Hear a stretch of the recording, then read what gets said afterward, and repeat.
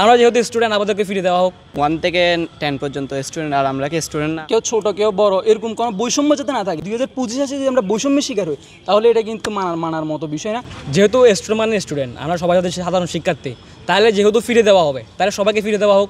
যদি টাকা দিয়ে দেখতে হয় সবাই টাকা দিয়ে দেখবে, যদি টাকা ছাড়া দেখতে হয় তাহলে সবাই টাকা ছাড়া দেখবে। সকল শিক্ষার্থীর জন্য হচ্ছে আজকে দ্বিতীয় দিনের টেস্ট ম্যাচটা ফ্রি থাকবে।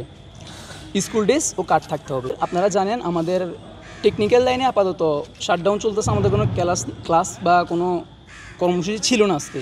আমাদেরকে যেহেতু বলা হয়েছে কার্ড বা ড্রেস লাগবে, তো ওরা ড্রেস পরে আসছে, আমরা আমাদের কার্ড ড্রেস নিয়ে আসছি। তো আমরা আসার পরে ওনারা বলতেছে যে শুধু ক্লাস 1 থেকে ক্লাস 10 পর্যন্ত শিক্ষার্থীরা ভিতরে অ্যালাউ হবে, বাইরের যারা কলেজ লেভেলে আছে ওরা অ্যালাউ হবে না। ওনারা কথাটা কিন্তু আগেও বলতে পারতো। তো যখন এটা পক্ষ থেকে ঘোষণাটা ছিল স্কুলের শিক্ষার্থীদের জন্য, কিন্তু আপনি যদি দেখতে চান তাহলে আমি আপনাকে একটা জিনিস ক্লিয়ার করে দিই। 2024 আন্দোলন কি নিয়ে হয়েছিল ওটা সম্পর্কে আসলে আপনাদেরকে এখন বলার কিছু নেই। ওটা আমাদের যেহেতু বাংলাদেশে বৈষম্য না থাকে, বৈষম্য না থাকে ওই জন্য আন্দোলনটা হয়েছিল। এখানে দেখেন এসএসসি পর্যন্ত শিক্ষার্থীদের খেলা দেখতে দেওয়া হচ্ছে, অথচ আমরা আপনার ইন্টার লেভেলে তো সবাই খেলা দেখতে আসেনি, মেবি 20 জন বা 30 জন স্টুডেন্ট খেলা দেখতে আসছিল। কিন্তু আমাদেরকে সরাসরি ডাইরেক্ট যে বলে না যে তোমরা খেলা দেখতে পারবে না, ওটা বলে না। উনি আমাদেরকে মনে করেন আপনার 2 থেকে 3 ঘন্টা পর্যন্ত আমাদেরকে এখানে দাঁড়া করে রাখছে। আমাদেরকে বলা হয়েছে যে তোমরা 10 মিনিট ওয়েট করো, আধা ঘন্টা ওয়েট করো, আমরা বিসিবি কর্মকর্তাদের সাথে কথা বলে তোমাদেরকে জানাচ্ছি। এরকম করতে করতে ওনারা আপনার ডিসিশন পেন্ডিং, ওনারা লাস্ট 10 মিনিট বলছে, 10 মিনিটের মধ্যে আমরা কিছু একটা জানাবো। এবার 10 মিনিট যখন হয়ে গেছে, স্টুডেন্টরা যখন একটু আপনার উত্তেজিত অবস্থায় আছে, তখন হচ্ছে ওনারা সেনাবাহিনী কল করছে। তখন সেনাবাহিনী কর্মকর্তারা আসে ওনারা বিসিবি কর্মকর্তার সাথে কথা বললো। ওনারা বলতেছে যে বাবা তোমরা চলে যাও, তোমরা খেলা দেখতে পারবে না। বললাম যে আঙ্কেল আচ্ছা ঠিক আছে, এখানে যেহেতু আমাদের একটা ভুল বুঝাবুঝি হয়েছে, আপনাদের হয়তো ক্যাপশন লেখাতে ক্যাপশনে কিছু ভুল ছিল, একটা মিসআন্ডারস্ট্যান্ডিং যেহেতু হয়ে গেছে, আপনারা আর খেলার টাইম আছে, আর আপনার 1 থেকে 1.5 ঘন্টা খেলার টাইম আছে, একটা কাজ করেন আমাদেরকে টিকিটগুলো আপনার হাফ করে দেন, আমরা টাকাও নিয়ে আসিনি তেমন একটা। তো উনি বললো যে দেখো বাবা তোমাদেরকে টিকিট করা দেওয়া যাবে না, যেটা নিয়ম ওটা নিয়ম, রুলস তোমাদেরকে মানতে হবে।